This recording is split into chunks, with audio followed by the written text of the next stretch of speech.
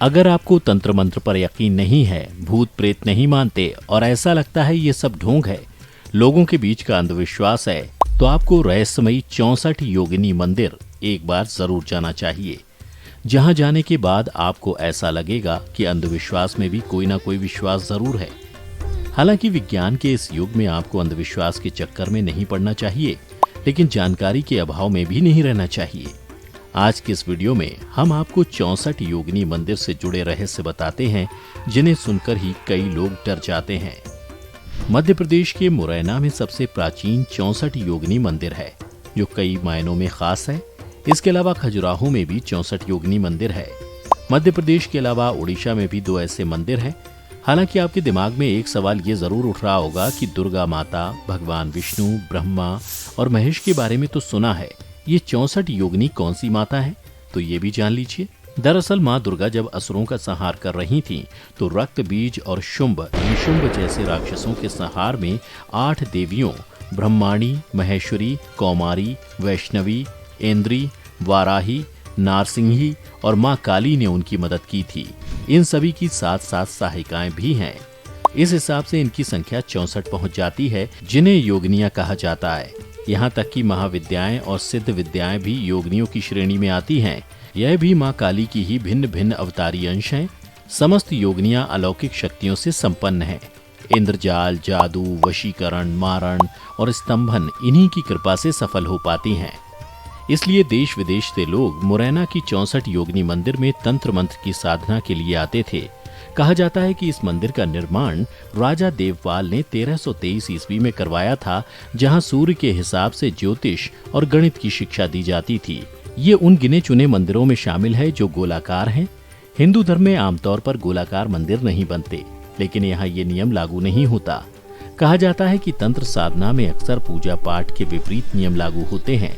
जैसे पूजा पाठ में इस्तेमाल ना होने वाली सामग्री तंत्र साधना में जरूर इस्तेमाल होती है। उसके मंत्रोच्चारण के तरीके से लेकर साधना तक का तरीका अलग होता है।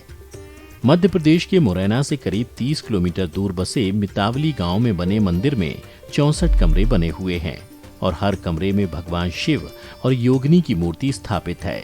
क्योंकि इस मंदिर में 64 कमरे बने हैं, इसीलिए इस मंदिर को 64 योगिनी मंदिर कहा गया। करीब 200 सीढ़ियां चढ़ने के बाद करीब 100 फीट ऊंचाई पर बने इस मंदिर में आप पहुंच पाएंगे। मंदिर का डिजाइन देखने के बाद आपको लगेगा कि संसद भवन तो इसकी कॉपी है। ऐसा कहा भी जाता है कि संसद भवन को डिजाइन करने वाले ब्रिटिश आर्किटेक्ट ने मुरैना के मंदिर की तरह ही संसद भवन को गोलाकार बनाया है और वहां जैसे बीच में एक कमरा है, वैसे ही सेंट्रल हॉल बनाया है और मंदिर की तरह खंबे भी बनाए हैं। हालांकि इस बात का प्रमाण आपको किसी किताब में नहीं मिलेगा। कहते हैं ये मंदिर आज भी भगवान शिव की तंत्र साधना के कवच से ढका हुआ है। कहा जाता है कि इस मंदिर में किसी को भी रात में रुकने की अनुमति नहीं है। जैसे वृंदावन के निधिवन में रात को बंदर भी नहीं रुकते, वैसे ही इस मंदिर के आसपास ना तो कोई इंसान रात में रहता है और ना पशु पक्षी रहते हैं। ऐसा कहा जाता है कि रात को योगिनियां आपस में बात करती हैं। जो भी उन्हें देख लेता है डर जाता है या फिर पागल हो जाता है। यहाँ आज भी अगर 64 योगिनियों को कोई सिद्ध पुरुष जगाए तो उसके हर कार्य सफल होंगे। यहाँ रखी मूर्तियां जब चोरी होने लगी तो इसे दिल्ली के संग्रहालय में रखवा दिया गया और ये पुरातत्विक स्थल घोषित कर दिया गया है। यही हाल बाकी की योगिनी मंदिरों का भी है। जहाँ कभी तंत्र साधना के मंत्रों से वातावरण गूंजता था, वहाँ रहने वाले लोग भी मंदिर के आसपास जाने से डरते थे और वहाँ कोई रुकना नहीं चाहता था। आज भी उसका प्रभाव दिखता है। ऐसे मंदिर इस बात के सबूत हैं कि हिंदुस्तान में तंत्र मंत्र और जादू टोना का इतिहास पुराना रहा है। वैसे भी 4 वेदों में से एक अथर्ववेद पूरी तरह से इस बात की जानकारी देता है कि वशीकरण से लेकर मारण क्रिया तक में कौन कौन से मंत्र और सामग्री इस्तेमाल होनी चाहिए। बदलते दौर के साथ लोगों ने इसे अपने फायदे के लिए इस्तेमाल करना शुरू कर दिया। लोगों ने इसकी पढ़ाई बंद कर दी। कुछ कम जानने वाले लोगों ने गलत तरीके से इसका प्रचार किया।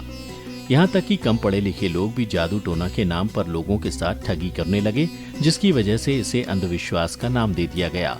लेकिन कहा जाता है कि जो भी इन मंदिरों में जाता है उनकी बुद्धि बदल जाती है। अब मुरैना मंदिर में मूर्तियां तो नहीं बची हैं, लेकिन वहां के 64 कमरे इस बात की गवाही देते हैं कि यहाँ कभी तंत्र मंत्र का ठिकाना था। इसे इंकतेश्वर महामंदिर के नाम से भी जाना जाता है। इसके अलावा उड़ीसा के 2 मंदिरों में भी कुछ ऐसी ही प्रतिमाएं देखने को मिलती हैं। कहीं भैरव की 3 मस्तक वाली प्रतिमा है तो कहीं नंदी पर बैठे शिव पार्वती की प्रतिमा है। ऐसा कहा जाता है कि शिव और उनकी योगिनियों की पूजा करने वाले की हर इच्छा पूरी होती है। अगर आपको पहले से किसी भी बात की जानकारी थी तो हमें नीचे कमेंट करके जरूर बताएं। आज की इस वीडियो में बस इतना ही। हम उम्मीद करते हैं कि हमारी वीडियो के जरिए आपको कई सवालों के जवाब मिल गए होंगे।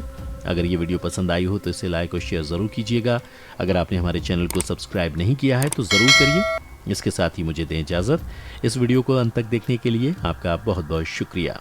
और हाँ, अब आप हमारे सभी वीडियो फेसबुक पेज पर भी देख सकते हैं, जिसके लिए आपको फेसबुक पर द डिवाइन टेल्स के पेज को लाइक और फॉलो करना होगा।